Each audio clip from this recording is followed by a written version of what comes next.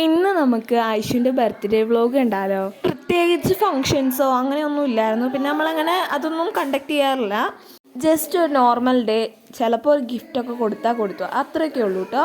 പിന്നെ ഞാൻ ഇച്ചിരിയോടെയും അടിപൊളിയാക്കാൻ വേണ്ടിയിരുന്നാണ്. പക്ഷേ അതിൻ്റെ തലേ ദിവസം എന്ന് വെച്ചാൽ വലിയ രീതിയിലായിട്ട് ഫങ്ഷൻസ് ഒന്നും ഇല്ലായിരുന്നു. എന്നാലും ഇച്ചിരിയോടെ അടിപൊളിയാക്കാം, എൻ്റെ ഭാഗത്തു നിന്ന് അവൾക്കൊരു അടിപൊളിയാക്കട്ടെ എന്ന് വിചാരിച്ച് ഞാൻ ചെയ്യാൻ വേണ്ടിയിരുന്നതാണ്.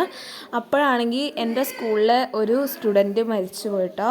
എല്ലാം കൊണ്ട് നമ്മൾ വലിയതായിട്ടൊന്നും സെലിബ്രേറ്റ് ചെയ്തില്ല. പിന്നെ ഞാൻ കുറച്ച് ദിവസം മുന്നേ അവൾക്ക് ഗിഫ്റ്റ് മേടിച്ച് വെച്ചിട്ടുണ്ടായിരുന്നു ഓൾറെഡി. എന്നെക്കൊണ്ട് വലുതായിട്ടൊന്നും കൊടുക്കാൻ പറ്റിയില്ല. എന്നാലും ഞാൻ എനിക്ക് പറ്റിയ രീതിയിലൊന്ന് കൊടുത്തു. അവൾക്ക് അത് സർപ്രൈസ് ആയിരുന്നു കാര്യം. പക്ഷേ അവൾക്ക് ചെറുതായിട്ടൊക്കെ ക്ലൂ കിട്ടിയിട്ടോ. പിന്നെ അവക്കടെ ഫ്രണ്ട്സൊക്കെ ഗിഫ്റ്റ് കൊടുത്തിട്ടുണ്ടായിരുന്നു. കുറച്ച് സ്വീറ്റ്സും അങ്ങനെ കാര്യങ്ങളൊക്കെ കൊടുത്തായിരുന്നു കേട്ടോ.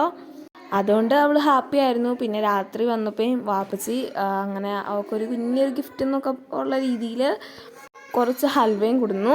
നമുക്ക് ഒത്തിരി സങ്കടമൊക്കെ ആയിരുന്നു കേട്ടോ. അതുകൊണ്ട് തന്നെ ഒരുപാടൊന്നും അടിപൊളിയാക്കാനൊന്നും പറ്റിയില്ല. പിന്നെ ഒരു കീ ചെയിനും ഞാൻ കൊടുത്തായിരുന്നു കേട്ടോ.